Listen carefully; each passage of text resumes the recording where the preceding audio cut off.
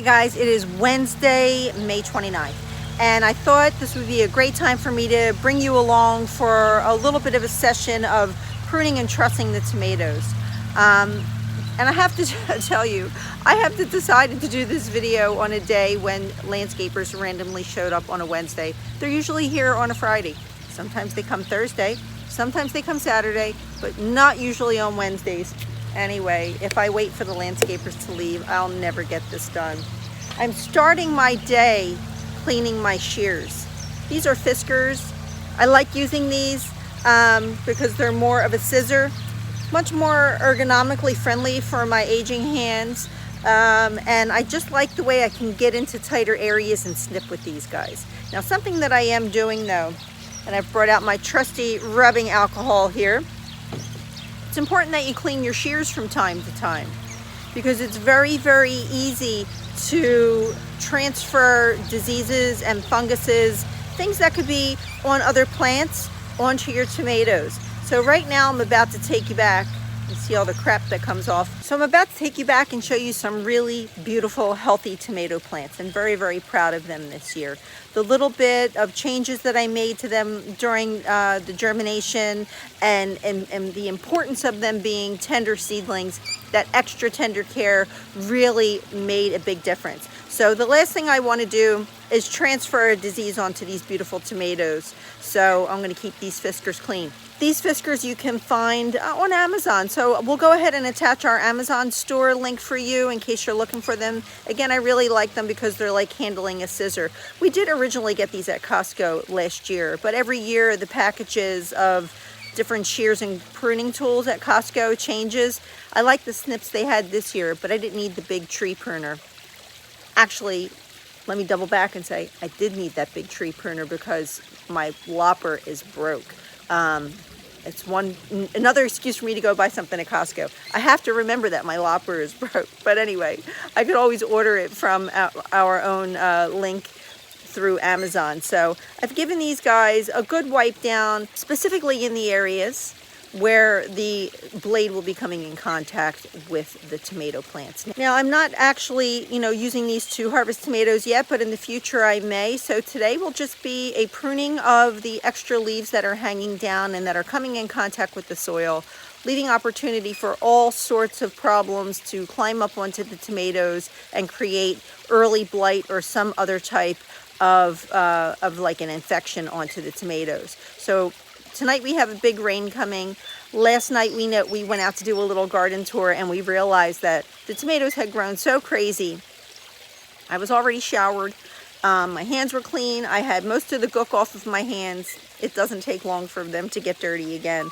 What did I do in my pajamas? Clean feet. I went out, went rooting through the tomatoes, got tomato tar all over my hands, started trussing everything up. My feet got filthy. My pajamas were saved, but anyway, as I was leaning into the soil and pulling out rogue morning glory volunteers, I thought, I'm a good gardener. I'm willing to take a shower, have all my fresh lotion on, some nice perfume. My hair was all pulled back and brushed, and I went and got dirty again. So anyway, you guys, I'm sure you feel exactly what I'm saying. So let's go take a walk back to the tomato garden and start doing a little bit of pruning, which is necessary, and trussing. Now, some people don't believe in pruning their tomatoes, but it's really very necessary. As you can see, some of the leaves are hanging down here and touching the soil, as I was saying earlier. So I like to bring the tomatoes up, so they're almost like little trees, and we get all of the bottom leaves off because we don't really need to feed all of the water and the nutrients to those leaves. They're really not going to serve any purpose.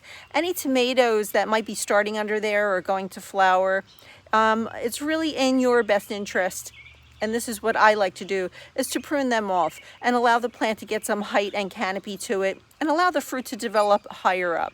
If you allow tomatoes in particular to develop their fruit down low, all of the energy as it grows is going to stay low and you're going to get a little bit of a stunted, squattier plant. And it may never get to its full height because it put all of its energy into producing fruit. So we like to keep them pruned from the bottom up. And if they get extra bushy, we'll go in and we will prune back some suckers and anything extra that's running. Some of these bigger tomato plants that like to vine or pole have multiple trunks to them. So once they've really started to split into several trunks, it's a little hard to decide what your leader is. Sometimes it's better to leave a split tomato alone and just allow it to ramble. This is a reason why it's better to grow your tomatoes further apart. And this is not a good example of that. Because I am a serious pruner and I know when to prune and where to prune, I allow them to be planted a little bit closer. If I know a lot of humidity is coming, I'll get in here and prune them heavier. If I know it's going to be hot and dry, I will allow the canopy to stay bushy so that it can give itself some natural shading. So finding a balance with your tomato plants can be difficult. Tomatoes are not easy to grow for everyone. So it's important that you give them a healthy environment, know when to trim, what to trim or prune, and the best time to do it. Today is a beautiful, partly cloudy day. The sun is coming in and out. It's offering me moments of shade, which is absolutely wonderful. And I'm doing this before I've watered the tomatoes because we don't want all of the water to go to the bottom. It's going to rain tonight, so I'm not watering them today. Once they get established past the seedling stage, you don't have to water them every day, especially when your fruit is starting to develop. It will allow you to grow sweeter, more dense fruit instead of a watery tomato, which is really not favorable. And that is really more, the plant is more greatly affected by that once you have larger fruits on the plants, but at no point should you ever allow your tomato plants to dry out. So I have heard stories where people never, ever, ever water their tomato plants and they get the sweetest, most incredible fruit. So this is the way I like to do it here in New Jersey, and we are the Garden State and we are known for our Jersey tomatoes. So I feel like I'm doing the right thing with the tomato plants. You know, however, when the earth decides it's going to do what it's going to do and it sends us some really big rainstorms and we have a lot of craziness and humidity, sometimes the earth has a different idea. So no matter how good of a gardener I am and how much I can beat myself up for getting blight or going wrong, you just have to let it do what it's going to do and take your best moments of opportunity to give it a healthy start. And that's really the best measure is prevention to keeping your tomatoes clean and healthy. So I'm going to turn you around and give you a closer look at some of these plants so you can see what I'm about to prune, and I'm going to show you how well all of my varieties are doing. So not only will we be pruning and trussing, but we will be doing a little bit of a tomato garden tour for a few moments here. Let's get started. I'm starting here with Kellogg's Breakfast. I grew this last year over in the main tomato bed, and it just did not do as well as it is here. I allowed some fruits to develop low. The plants never really recovered, but the fruits that did grow were incredibly large and delicious and sweet. So I've moved them over to this area where last year I had, this was Black Beauty growing here, or no, this was Thorburns Terracotta, and it was so happy here. I thought, you know what, I didn't grow that variety this year, so let me try the Kellogg's here and see how well they do. Now, these are the areas, you guys, where you want to start to prune. I'm going to have to put my gloves on for this because I'm trying to avoid tomato tar. See how they're just coming down. They're not really serving any purpose. There are some suckers on here. If you allow this to grow, it will become a totally secondary plant, and then every sucker that grows will become a secondary plant like this one here, and you just get too many tomatoes, and the fruits are smaller, but they're not as big and juicy, and it's just, this is when you start to run into problems because you can't truss them all up. They start hanging down, everything gets tangled, a good windstorm or a rainstorm comes, and then you get problems.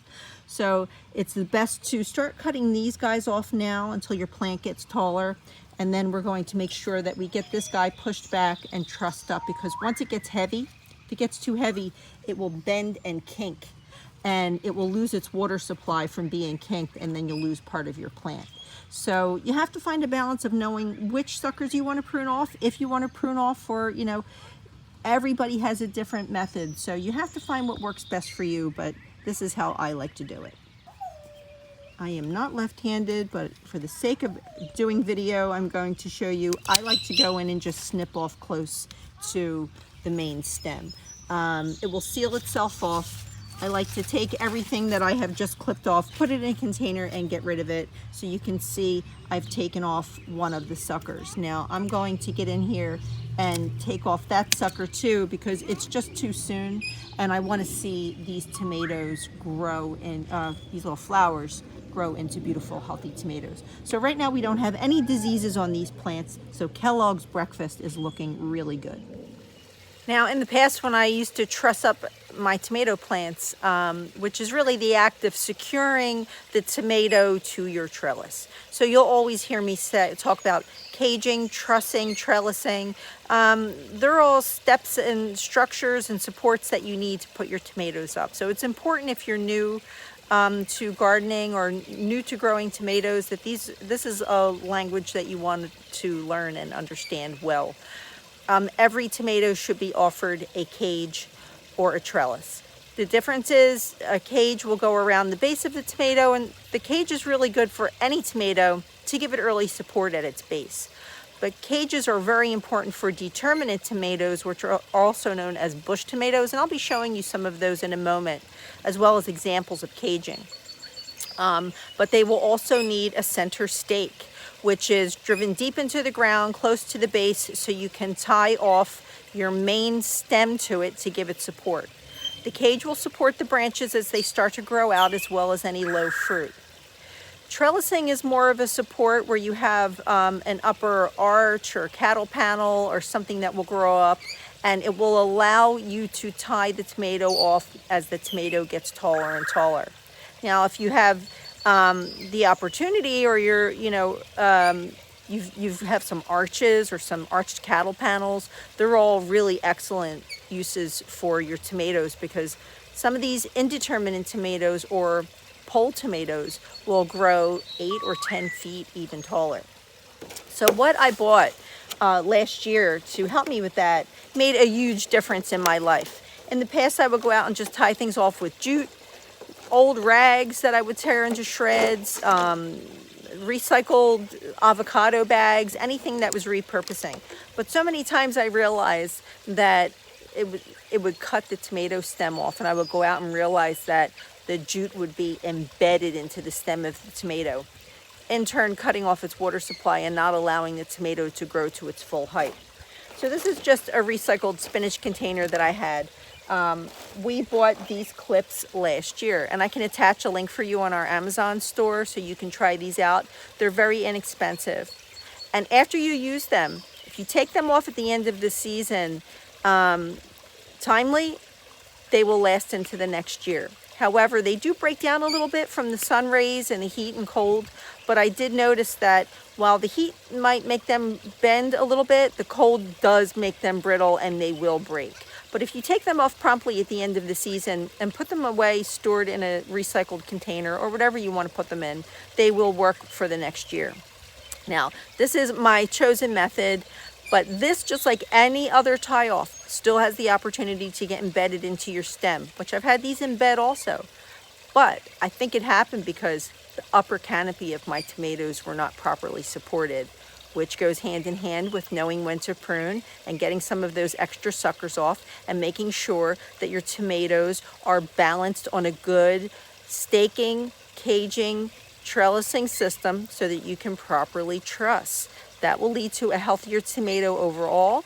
It will keep everything up and supported so that if a wind comes, your tomatoes will stay nice and sound on its structure, less opportunity for things to fall down and get diseased, and you'll be able to see what you need to prune much easier. So this is a little tool that I highly recommend from Amazon. It is an investment, but if you treat it right, you should have it for several seasons. So since we're pruning, let's go do some trussing at the same time.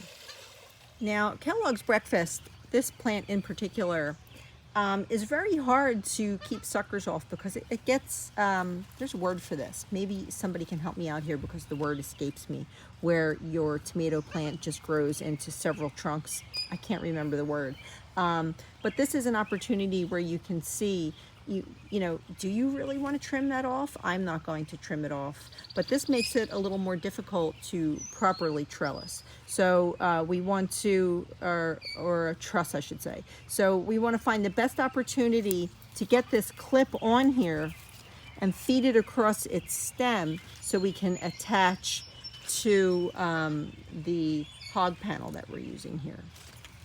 This takes 2 hands, by the way.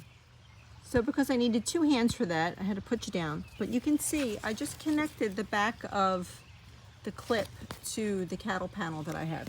And I had to choose which branch I was going to use. So I went with the one that was closer to the cattle panel, but as this grows taller and I push this up, I will also be attaching this secondary stem, which I'm going to keep. So I'll show you more examples on other tomato plants as we go. I guess you know this is not a tomato, but it is my new obsession. Dahlias from seed. I can show you the video, I'll link it for you in case you didn't see it, but I am obsessed with this yellow dahlia, and this little spider inside is also very happy. Wow, to grow a dahlia from seed is just incredible. Anyway, back to tomatoes.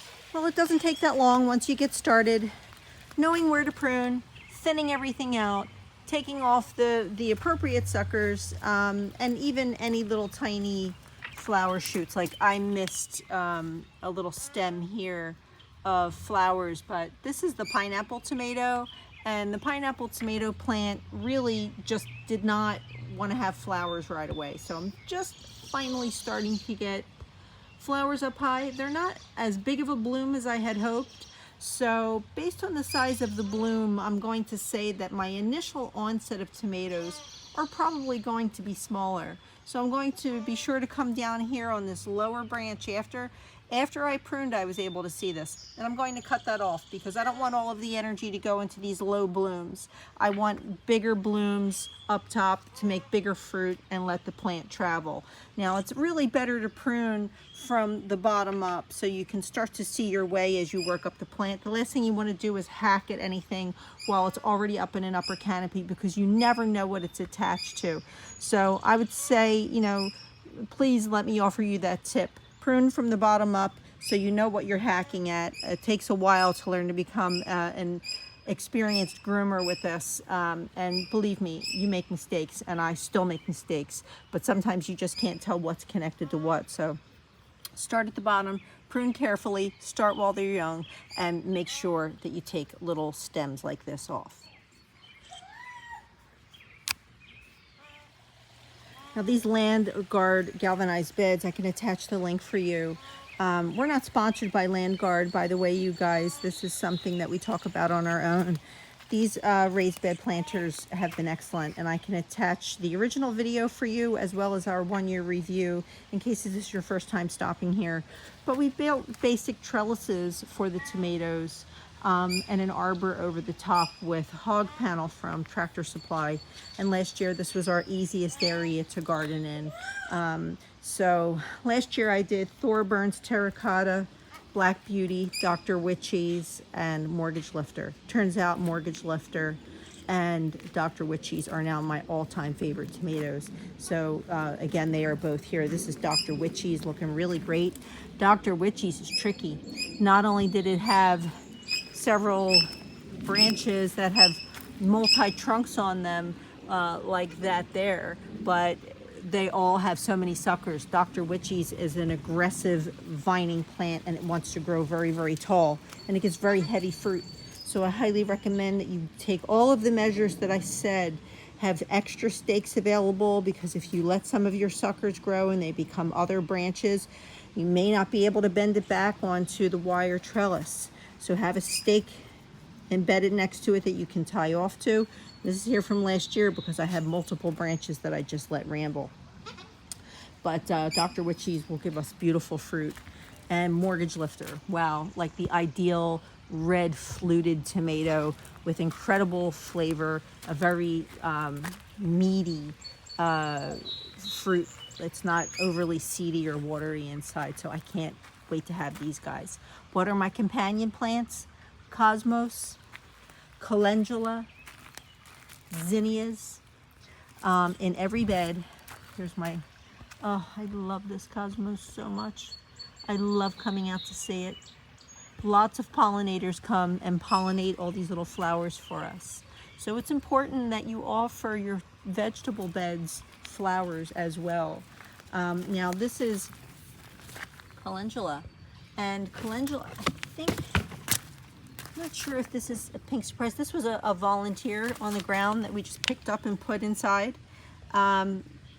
Calendula has so many uses, you guys. It is great for the pollinators. The bees love it, but it repels leaf-footed bugs. It repels all sorts of crazy bugs that come and do damage, too many to mention.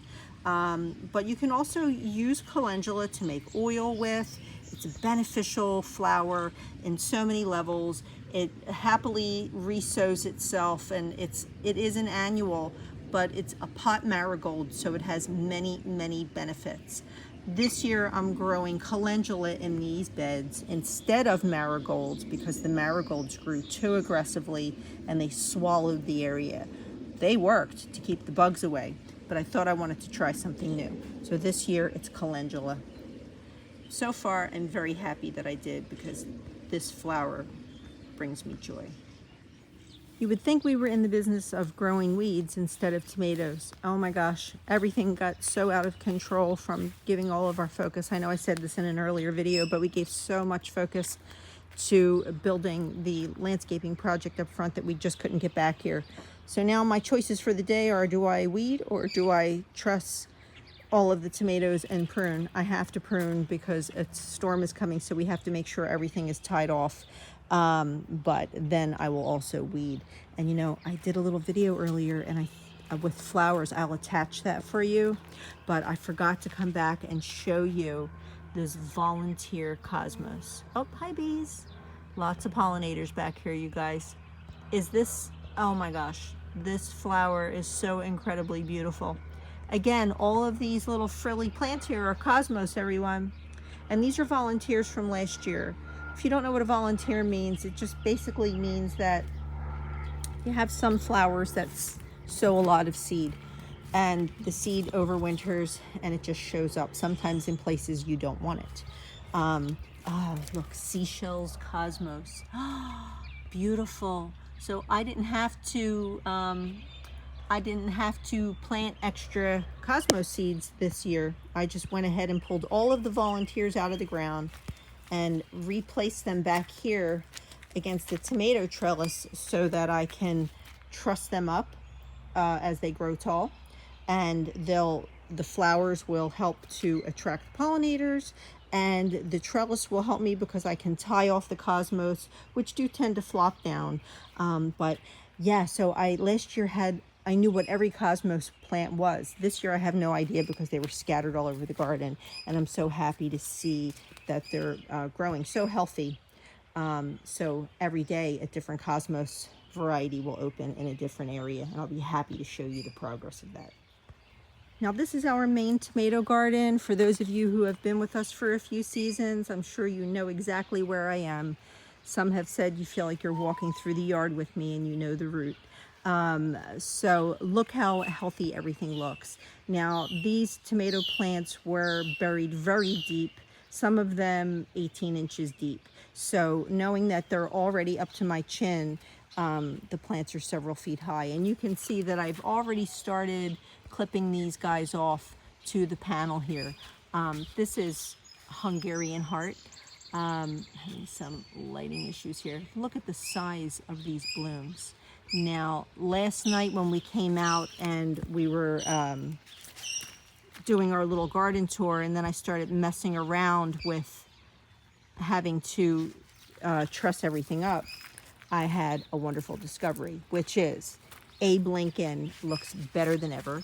Last year, Abe Lincoln, sorry about the lighting, you guys, the hours just ticked by. Abe Lincoln did not have this level of flowers last year. So I'm happy to see maybe I'll get like a true Abe Lincoln tomato this year.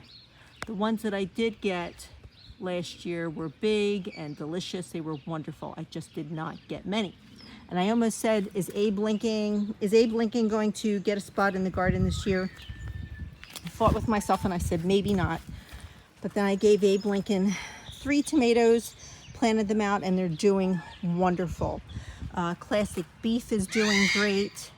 Arkansas Traveler. Wow, Arkansas Traveler is turning out to be a really wonderful tomato plant. And again, I'm sorry for the lighting. I can't see what I'm doing. I hope that this is going to record okay. But yeah, Arkansas Traveler is incredible. And then here's what we discovered last night when I rolled up onto Bonnie Best, which was a free seed. Can you see? I have tomatoes already, you guys. I have tomatoes. I'm so excited. So yeah, so Bonnie Best is doing great. There's only one Bonnie Best plant on this side. And then I have 3 others on another trellis as overflow. But wow, I think it's the first indeterminate tomato to throw fruit. So I'm pretty excited about that. Park's Whopper is doing pretty good. We joke around now and we call it Whopper Junior because they used to be like Whopper sized tomatoes. They were incredible. Now they're just smaller tomatoes and we don't get so many, but we're still working with them. Lots of flowers. They work more like an early girl. We usually have tomatoes in about 60 days.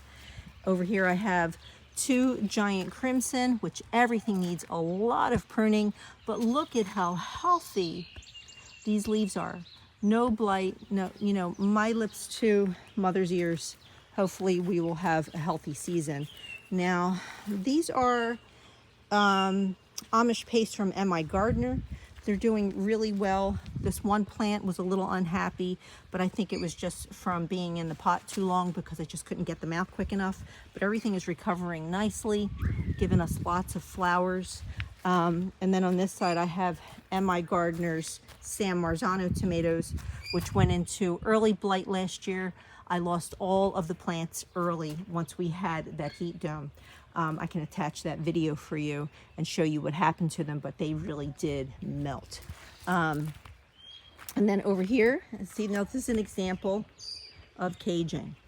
That is an example of trellising. So if this is, again, for those of you who don't know what I'm speaking about, that is a trellis and this is a cage, which we basically just created from, trying to see if you can see this, hog panel that we turned into a circle, and we just tie it off onto itself by allowing the sharp ends to stick out, and then we just wrap it around and we put it down in the ground. Now the cage itself needs a stake as well as the tomato, because you want to make sure that the cage's stake goes down deep, because the bottom of this is just circular rings, so it doesn't really have anything to hold on to. But these really do work well holding up these Roma tomatoes. Now last night, which plant was it? Oh, there we go, in here. I don't know if you can see this or not. I've got my first Roma tomato. It's in there somewhere, you guys, but I have no light. So I'll be showing you more either early in the morning or later in the evening when we can get a better look at some of these plants. Now this is San Marzano Lungo 2 from Baker Creek, and again we think it's an Abruzzi pear somehow mixed with a San Marzano. It always gives us interesting tomatoes, so they're doing extra great this year. Everything looks wonderful. This is Baker Creek Amish paste. Now something that I also truss, trellis, and clip off are all of these pepper plants, which are doing incredibly well. I'll give you a quick pepper tour. I'm going to go around to the other side so you can see. Look at all of the Jimmy Nardellos popping out. I have giant Marconi. Let me spin you around. Peppers are doing incredible, you guys. I think that the you know, the little elixir of blood meal and bone meal that I used with the fertilizer and the worm castings made a huge difference. So lots of Jimmy Nardellos already. Look at the size of these peppers. I mean, this is just incredible. For the end of May to have all of these peppers, this is a giant Marconi. Strange enough, it looks like a jalapeno, but I assure you that it is not. I have Cubanea here. Incredible to see that I have all of these peppers already. What else is doing good? This is incredible. This is the Parks Whopper bell pepper, Whopper 2. I have tons of peppers on the same plant. I can't even believe it. California Golden Wonder has given me large fruit already. Last year was a wash for peppers, you guys. The year started out great, and then I lost all of my pepper plants. Brought them back to life, but they were not the same. I didn't get the yield that I normally do. And we have Keystone Resistant, which is a seed that I saved from a pepper that grew from a plant that I bought at a farm stand. I hope that made sense. So these are all my giant bell peppers that are doing really well. Over here, we're approaching shishitos and nadapenos. I did have one casualty, which was a runt early on. It was like a little side shoot. I thought I could save it, but it didn't make it. But it's okay because I have many nadapeno and many shishito pepper plants. So looking really good here. Got lots of shishito peppers coming off of the plants. Really great. So making our way back around to tomatoes, I want to make sure I show you this.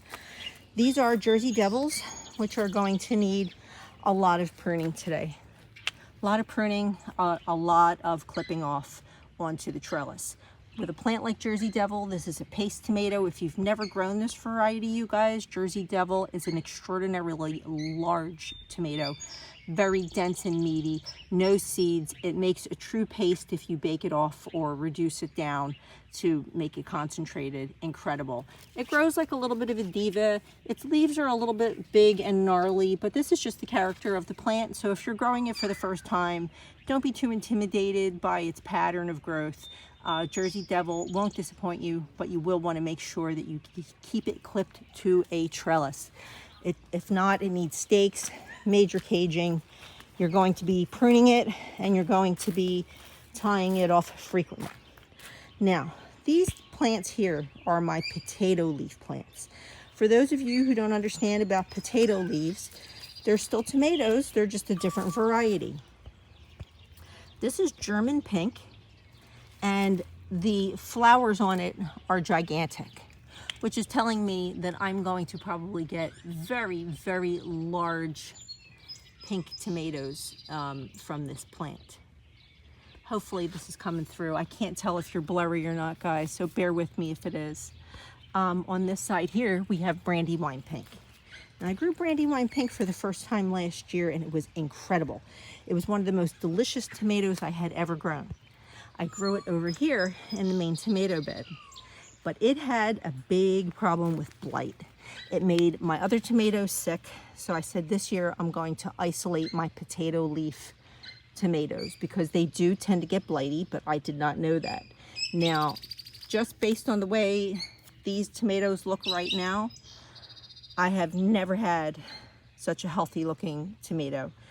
I'm really very encouraged by the health of these plants, and I'm hoping that moving them to this area and keeping them isolated and well ventilated, that maybe I won't get the blight problem that I had last year, I'm hoping. So I'm coming back to very carefully prune them, very carefully clip them off. I'm going to let them have a lot of ventilation and hopefully avoid the blight this year. So German pink and Brandywine, so far so good. So I'm really stressed out about this weed situation, Farmer John, if you're watching. I'm hoping that we can get this cleaned up. So poor Farmer John, he's the best weeder though. He knows how to really just get in there and get the little tiny weeds out. Me, this is what I do. I grow plants. These are banana peppers. First time I'm growing banana peppers. Don't know why I waited so long. These are beautiful. These little plants are growing so happy. They're producing so many fruits. I hope I like them. I've never even had a banana pepper. So, you know, we'll see. We'll see. They're certainly very healthy. I have a new Coral Bells pepper here. It's not having any peppers yet, but it has plenty of little flowers starting. And then that is called Sunbright. And I do have, this is a yellow pepper. The Coral Bells is orange. And I am starting to get little peppers on the Sunbright. So again, more encouraging news. A scary thing is the flea beetles are devouring the eggplant. We did bring mint over in pots, so we don't want the mint to invade The mint does help to deter the flea beetle, but if you're growing eggplant, you guys, and you're seeing little tiny black bugs and your leaves are becoming laced, there's not much that you can do. The fruit usually survives the invasion of the flea beetle, but not always. I mean, you can see sometimes the plant just gets really thick. See those little guys? They're flea beetles. So that if you're getting eggplant with lacy leaves, flea beetles are most likely the culprit. And then there's also Colorado potato beetles, which really love the eggplant. But you can see I already have an eggplant growing here. Super excited. Oh goodness, I should have done this early in the morning or later in the evening. I hope you can see. And I finally started my zucchini, as I was saying in one of the other videos that I never started them. They grew really well. Here is the cornfield looking really great. There's so much to show you, you guys. There's so much to show you. More peppers, more tomatoes. Everything is going really, really happy, including all of these volunteer petunias that I just can't seem to get them out of the garden. So what we do every year now, we just prick them out and we relocate them, and we are repopulating the entire yard with these petunias. So over here we have another Bonnie Best doing really well, and a Dr. Witchy's. I have lots of basil dispersed through the garden, lots of peppers. We have a big flock, or not flock, swarm? I don't know what colony of ladybugs this year. So I'm happy to see them all through the garden. They just kind of arrived on their own. I'm hiding under one of the Japanese maple trees. Trying to find shade in this garden is very, very difficult. I told Farmer John we need to grow some more trees. But the last thing we want to do is create too much shade and another, something that we have to rake. So we like to leave the yard really sunny for many reasons, but it's really difficult to work out here at this time of the day. And I've already been out here for hours working on this stuff, but the sun is really high and very hot right now, and I have a lot of pruning to do. So I hope those tips helped you if you're working on tomato plants, about knowing when to prune, how to prune, and some little tools that you can use to help keep your tomatoes staked up nice and tight. So anyway, you guys, if you have any questions, please post them below. We get back to everyone. If you have not subscribed to our channel, we would appreciate it if you would do so. It really does help us to get word out through the algorithm of what it is that we do to grow fruit, vegetables, and flowers in our New Jersey garden. Maybe these tips could help you no matter where you are in the world. So anyway, you guys, if you like this video, please give it a thumbs up. And we sure hope to see you in the next video.